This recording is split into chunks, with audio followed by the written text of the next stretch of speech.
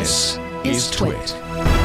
You've got a series of stories that you've been posting over the last couple of days. Your first story actually talks about the evolution of Ring over the years, and you make a very poignant claim. You say Ring is a marketing company that realized it could make money by selling fear. Talk a little bit about how that works. I love how you summarize that, but talk about how that works. Right. So basically what the first article talked about was how Ring was not originally conceived as a home security company at all. Like, it was pitched as doorbot, which was just supposed to be a smart device for your door. And there was really no rhetoric about home security, crime, safety, none of that really in the original version of Ring. But then in 2014, it rebranded, and pretty much all of the marketing surrounding the product changed dramatically, even though it was essentially doing something very similar. So basically, most of Ring's advertisements talk about preventing crime, preventing suspicious activity, and deterring crime. And the whole premise of that is that you should have a reason to be scared of your neighbors, your neighborhood, or something happening to your family and your home. So essentially, the root of that has to do with fear in a way that, strangely enough, it was not originally a part of the pitch of the company, which was actually on Shark Tank. That was where doorbot first entered the world. It was like, at first it was, convenience. You can be in the bathroom and still answer the door. And then suddenly it became, wait a minute, how do we sell? And everybody knows fear sells. Obviously, Ring can capitalize off of that. Ultimately got bought up by Amazon, so capitalized big time off of that. Now we're starting to hear a lot of reports, and we have been over the past many months now, but your reporting kind of summarizes and dives even deeper into this, that police departments are actually being actively incentivized by Ring to grow this network, to kind of reach inside of this network of internet-connected cameras all across the world. Talk about how they're being incentivized to do this. What is Ring doing to kind of sweeten these deals? And does that go counter to what people assumed Ring was doing? Like, why is this taking people by surprise? Right. So basically, obviously there's a lot of home security cameras. There's a lot of even doorbell cameras, things that are kind of similar to Ring. But what distinguishes Ring is that it's trying to build a relationship with law enforcement that's unlike any other security company on the market right now. And it does this in a couple of ways. So it offers police this portal, which basically streamlines the process of asking people to footage.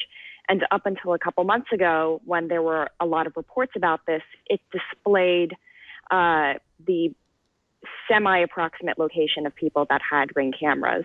And generally speaking, people with Ring cameras, it's not like they got disclosed that they were automatically in this sort of portal that made it easier for law enforcement to request footage. But how did they get this portal in the first place? Basically, Ring offers a couple of things to sort of sweeten the deal. It offers discounts specifically for law enforcement. Sometimes it gives police departments free cameras.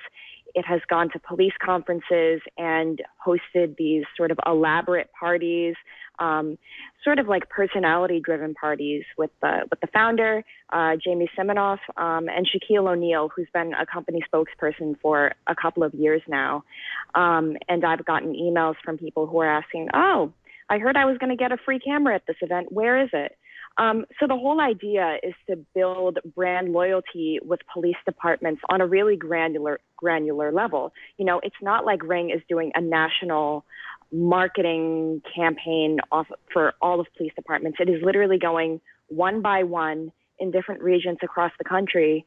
And it's really just proliferated over the past couple of years because it's been done really quietly and on a local level, and notably without really any public conversation or feedback. And we've been beginning to see a little bit of this recently with people saying, like in West Orange, for instance, there have been people who have said that their police department should reassess their relationship with Ring because they don't think it's ethical.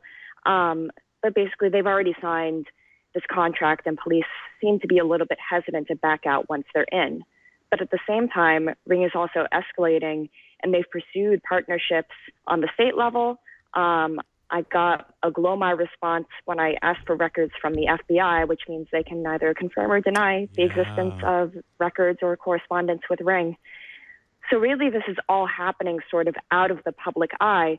So what looks like an individual security camera on your front door is actually just one small piece of a really, really widespread surveillance network that local, state, and probably federal police can tap into. And it's something that I don't think everybody recognizes when they buy this product.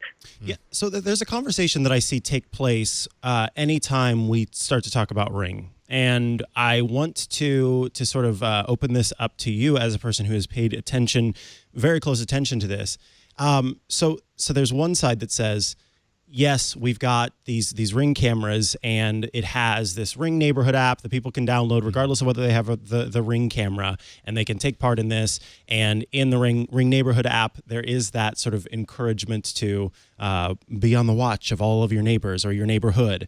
And with Ring, the current way that it's set up, you have the option to share your video with the police, with other people. You have the option to do so. But I want to understand, because I think that the conversation, regardless of whether it's an option or what some people have thought, you read headlines and then they turn it into, oh God, the police can automatically access the Ring footage, which is not the case. It is something that you opt into. But what I think that distinction there is not as important as the overall story here, which is that the police and Ring are working so closely together. So I kind of want your take on that. Whenever you do see that disagreement taking place, saying, well, it's a thing that you opt into, it's a thing that you can choose to do. It's my understanding that Ring has also made it easier for the police to ask for footage from different locations. So can you talk a little bit more about that, and let's dig into the details there and why, despite whether they get direct access or have to ask for it, that's not really the important point here. Right. So, and that's a really good point. So, yeah, a lot of people do definitely point out that you do have to consent to provide footage, which is, obviously good. I guess the important thing to keep in mind is that there are certain power dynamics that are built into pretty much every interaction that people have with the police. And having the legal option to say no isn't always the same as having the social option to say no, or feeling as if that's a viable option for you as a citizen in a town where the police know pretty much where your camera is, and they know that they need access to this footage. The other part of this is that they can subpoena for footage. They can request this. They can reach out to Ring and say, can you save this footage, basically? Can you preserve it and not delete it after a couple of weeks? Mm-hmm. And then they can basically go through the legal process of obtaining footage if people are so-called uncooperative. And there are documents that are indicating as much from a couple of police departments. And I think that one thing that you were talking about with neighbors that I guess I should point to is the particular culture around Ring, which I'm going to get a little bit into in my third piece, which hasn't come out yet, but should this week, is the general sense that if people are more scared of their neighborhood, then they're more likely to share footage, because the barrier of entry for something appearing or deeming to be suspicious is a little bit lower. So you sort of have this proliferating amount of footage, and then you have it easier than ever for police to get access to this footage. You have a streamlined process in order for that to happen. And then you also have local police that have to cooperate, like, for instance, with ICE. Like, if ICE reaches out to local police, a lot of times that's a discussion within city council meetings, but a lot of times they do cooperate. So I'm not sure if I'm answering that question in a straightforward way, but there's a couple of things to consider that complicate the notion of straightforward consent. So yes, you can say yes, you can say no, and you can also choose which footage you would want to share with police.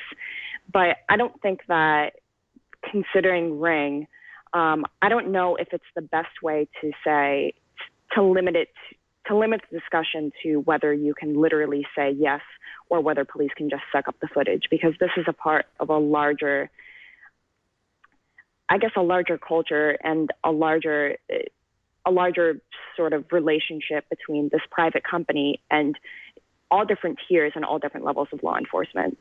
I think you beautifully answered the question. Thank you. Yeah, absolutely.